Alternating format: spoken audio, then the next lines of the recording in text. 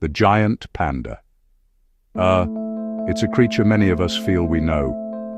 We see that unmistakable black and white coat, that round, gentle face, and we think of a calm, cuddly bear, quietly munching on bamboo.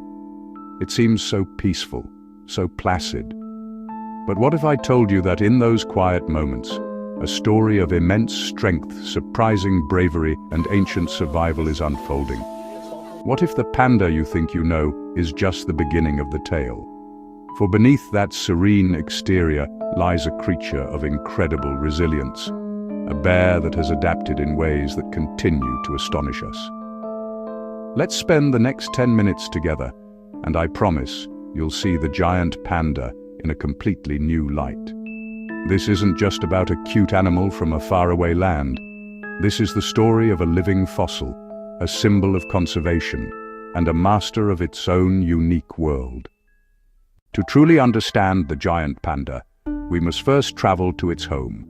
Imagine cool, damp, misty mountains rising high into the clouds of central China. Sichuan Province, Shanxi Province, Gansu Province, the last remaining strongholds of the giant panda in the wild. This is an ancient realm, blanketed in dense, lush forests of bamboo. For millions of years, ancestors of the panda roamed these slopes, their existence woven into this unique environment. This is their kingdom, quiet solitude, staggering natural beauty. The air is fresh, painted in 1,000 shades of green. The panda doesn't just live here, it moves with the mountains, following the rhythm of the seasons. In spring, in summer, new bamboo shoots sprout higher up. Pandas slowly move upward, sometimes above 13,000 feet. Then winter comes, snow blankets the peaks. They descend to sheltered valleys where food remains. This seasonal migration is vital, a quiet pilgrimage passed down for generations, keeping them in the right place at the right time. Over time, the panda became a symbol of China, a national treasure at home, adored across the globe. But its home is shrinking. Human expansion, roads and farmland push pandas into smaller pockets. Habitat fragmentation is one of their greatest challenges. If there is one thing that defines the giant panda, it is its diet. While it is biologically a carnivore, the panda has taken a radical evolutionary turn. It has become a dedicated herbivore, with its diet consisting almost entirely of one thing: bamboo. This single plant is the beginning and the end of the panda's world. It dictates where they live, how they spend their days, the very rhythm of their lives. In spring, they find tender shoots. Tougher leaves and stems sustain them through the rest of the year. The problem: bamboo is incredibly low in nutritional value. To get enough energy, a panda must eat a colossal amount. An adult can spend between 12 and 16 hours every day just eating, consuming 12 to 38 kilograms of bamboo. Their day is a relentless quest for calories, foraging, eating, resting to digest. Although over 99% is bamboo, on rare occasions they'll take fruits, other plants, even small rodents or carrion, echoes of their carnivorous ancestry.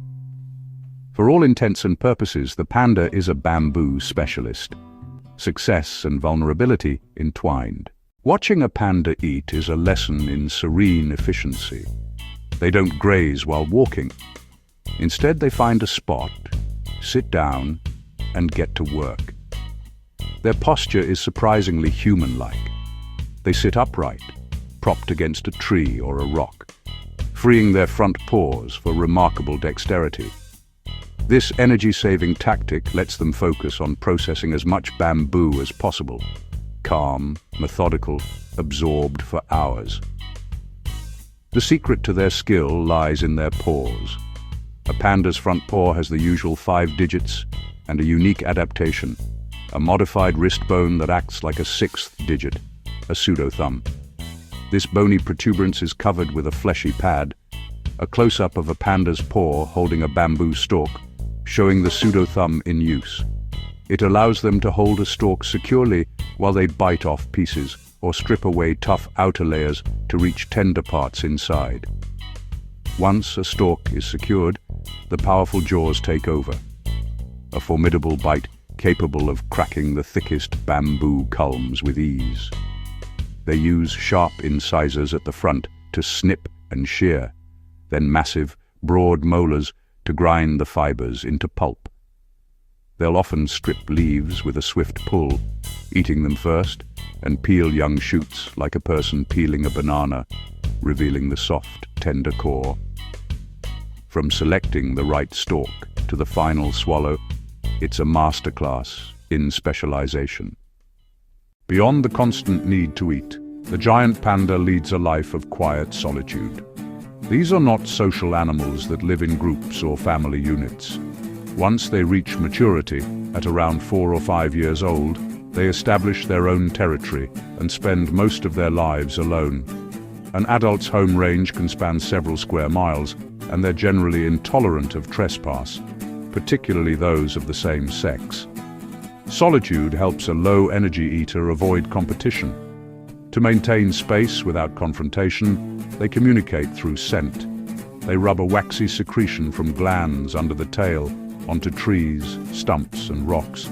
They'll even perform a handstand to spray higher marks. These scent posts act like a notice board, signaling sex, age, social status, even readiness to mate. A silent language to know neighbors without meeting. Youth, though, is for play. Cubs are acrobats, climbing, tumbling, wrestling, sliding. Play builds strength, coordination, and escape skills they'll need as adults. They're more vocal than you'd think. Bleats, huffs, barks, growls, and in mating season, chirps and moans.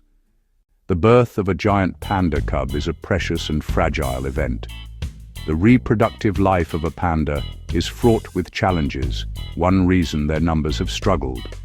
A female is fertile for only 24 to 72 hours, usually in spring. Males follow her scent and often compete for the right to mate. If mating succeeds, the next stage is remarkable. Gestation ranges from about 3 to 5 months. But the birth itself is a shock. The cub is born blind, pink, nearly hairless, weighing only about 100 to 150 grams, roughly the size of a stick of butter. One of the smallest newborns relative to mum, she can be up to 900 times heavier.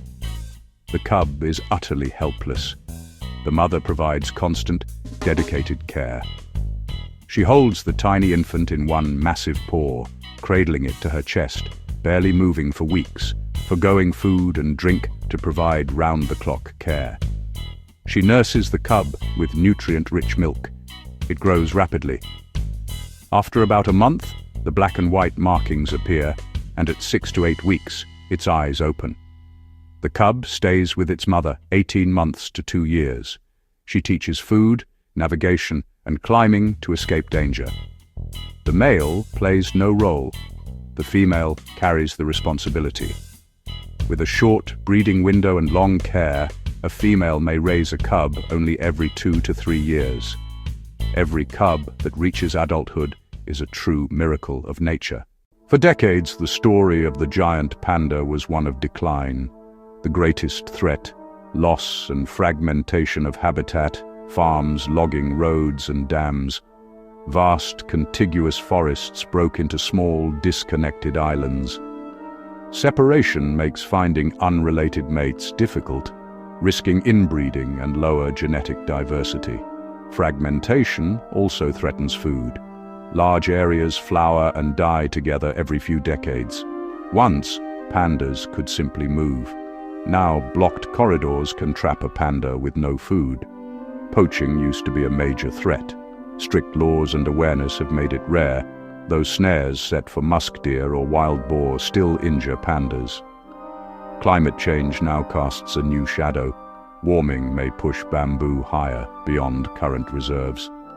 A dangerous mismatch could emerge between protected areas and where food can grow. Protecting and reconnecting forests and addressing climate change are now central to the panda's future. Just when the future looked bleakest, the story began to change. It became a story of hope, a massive conservation effort led by China with international partners. First, a network of protected areas, now more than 60 reserves, shielding over half the remaining habitat and most wild pandas.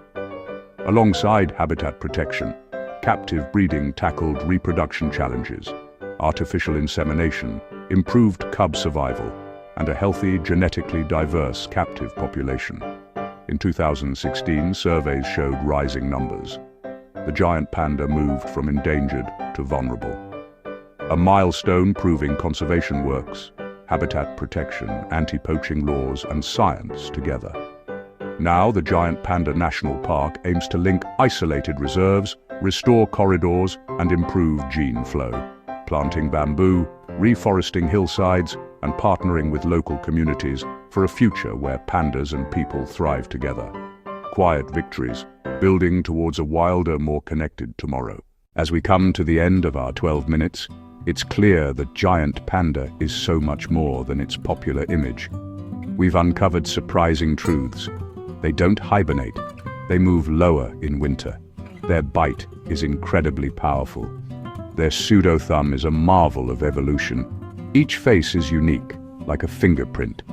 The giant panda is an umbrella species. Protecting it protects its whole forest community. Those reserves shelter golden snub-nosed monkeys, takin, red pandas, and more. Saving the panda preserves biodiversity and reminds us of our shared responsibility. It's a symbol that inspires action around the world. So next time you see a panda, see a survivor, a master of its environment, a solitary monarch, a devoted mother, a playful cub, a symbol of hope. If you enjoyed this journey, please show your support. Like, comment with your favorite panda fact, share with friends and family, and subscribe to Animal Observatory. Let's watch, learn, and protect wildlife together.